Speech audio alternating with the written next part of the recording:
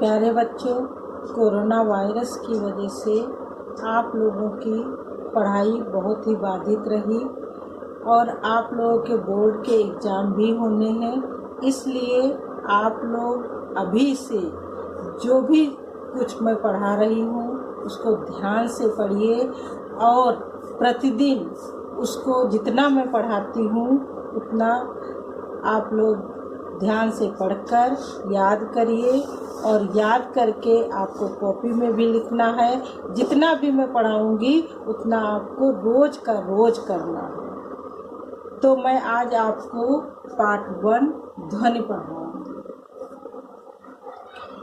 ये कविता है आपकी और इस कविता से आपको सप्रसंग व्याख्याएं लिखने के लिए आएंगी।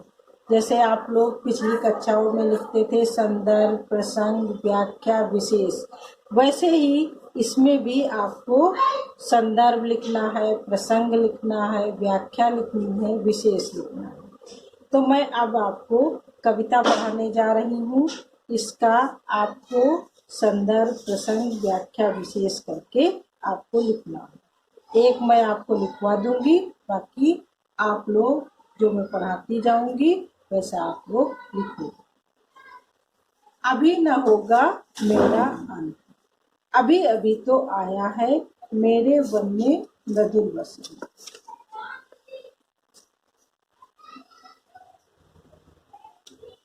अभी न होगा मेरा अंत, अभी अभी तो आया है मेरे वन में मृदुल वसंत। अभी न होगा मेरा अंत। कवि आत्मविश्वास के साथ अपने आलोचकों को जो ये मानते हैं कि कवि का कवित्व अब प्रभावशाली नहीं रहा या कवि अब इतना अच्छा कविता नहीं लिख पाएंगे और उनका कवि जीवन अब समाप्त होने वाला है, तो उसके उपलक्ष्य में वो उत्तर देते हुए कहते हैं कि उनके जीवन उपवन में अभी अभी भावनाओं और कल्पनाओं रूपी वसंत का आगमन हुआ है। जिस प्रकार वसंत के आगमन से प्रकृति वातावरण संगीतमय हो उठता है, चारों ओर मनमोहक और परिवर्तित प्रकृति दिखाई देती है, ठीक उसी प्रकार उसके मन में भी आशा और उमंग का संचार हुआ है। जिस प्रकार से वसंत ऋतु आती है तो आप लोग सभी लोग मदमस्त होकर चारों तरफ फूल पौधे, चारों तरफ कलियां, सभी पूरी प्रकृति मनोरम हो जाती है। उसी प्रकार से जो कवि ये कविता लिख रहे हैं उसमें जो मनमोहक प्रकृति का वर्णन दिखाई दे रहा है उसके बारे में वो बता रहे हैं। ठीक उसी प्रकार उनके मन में भी आशा और उमंग का संचार हुआ है।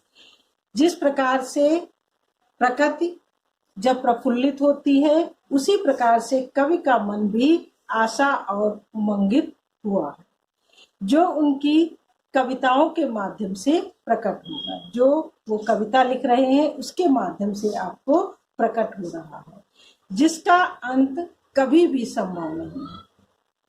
जो वे लिख रहे हैं, जो आपको बता रहे हैं, उसका अंत वो कह रहे हैं कि कभी भी संभव नहीं है। साथ ही कवि आलस्य और निद्रा में खोए हुए तथा अपने पथ से भटके हुए युवाओं को भी प्रेरित कर रहे हैं। कहते हैं कि जो पथ से भटक गए हैं युवा, जो अपने इधर उधर अपने मार्ग से हटकर इधर उधर मन लगाने लगे हैं, उन युवाओं को भी प्रेरित किया है।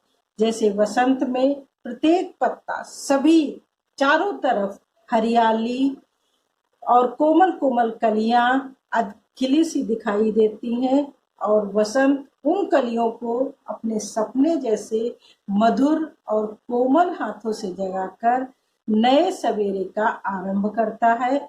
उसी प्रकार कवि भी अपनी कविता के नए नए ओजस्वी विषयों के माध्यम से युवाओं में उत्साह का संचार करके उन्हें आलस्य से जगाकर व सही मार्ग पर लाकर एक नई आशा से परिपूर्ण भविष्य का निर्माण करेंगे।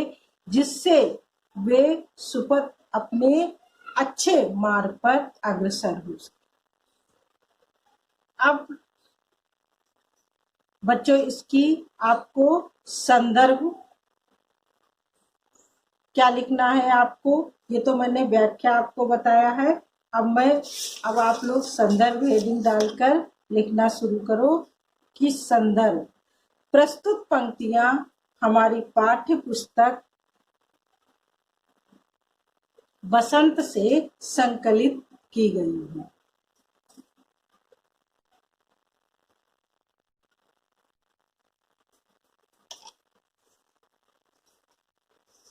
अब बच्चों जैसे इसमें वन, जंगल, मृदुल,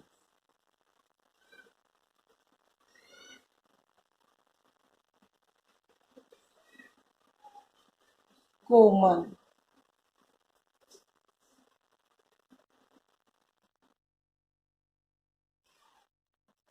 अंत, समाप्ति,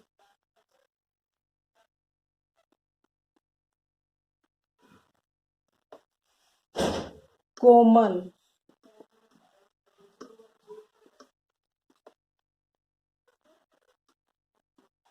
मुलायम, गात, शरीर,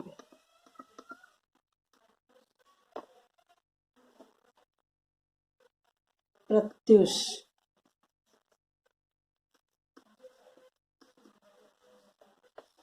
प्रातःकाल,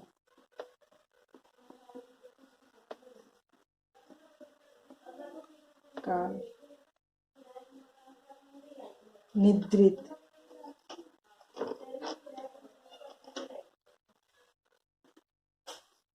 नींद। बच्चों ये तो इस कविता का के कठिन शब्द है, इनको आप लोग याद कर लोगे तो आपको अर्थ समझने में कठिनाई नहीं होगी। अब आप हेडिंग डालोगे संदर्भ।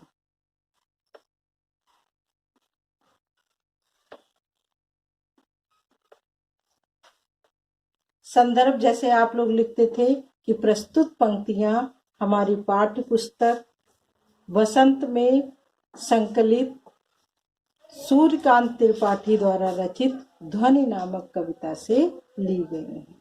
इतना आप लोग संदर्भ में लिखोगे। अब प्रसंग,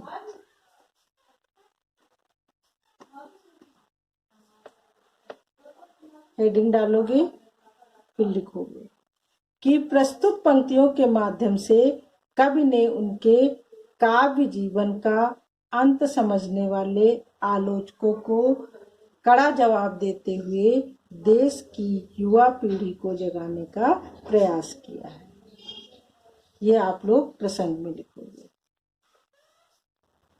और विशेष में लिखोगे भाषा, खड़ी बोली।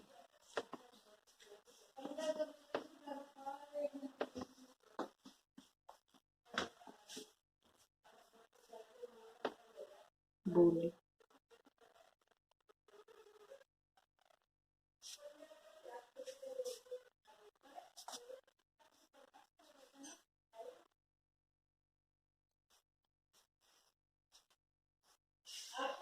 अब इसके आप लोग प्रश्न लिखो और कॉपी में आपको उत्तर लिखना है। इस जो आपको पैराग्राफ पढ़ाया है इसके प्रश्न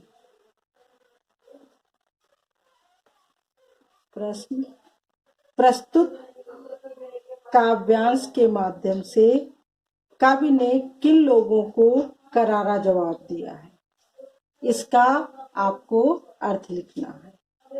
दूसरा प्रश्न है कवि ने ऐसा क्यों कहा है कि अभी उसका अंत नहीं होगा। पहला,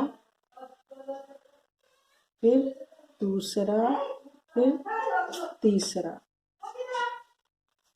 वन और निद्रित कलियां यहाँ किसके प्रतीक हैं? चौथा, कवि अपनी रचनाओं द्वारा उनको उत्साहित करना चाहता है। इन प्रश्नों के आपको उत्तर कॉपी में लिखने हैं और इस कविता को जितना भी मैंने पढ़ाया है उसका संदर्भ, प्रसंग, व्याख्या विशेष लिखना है और जो मैंने आपको प्रश्न दिए हैं उनके आपको उत्तर लिखने हैं। अगर आपको उत्तर नहीं आएंगे तो आप लोग मुझसे पूछ सकते हो। ठीक है बच्चों, कल फिर आपको अगला पैराग्राफ पढ़ाएंगे।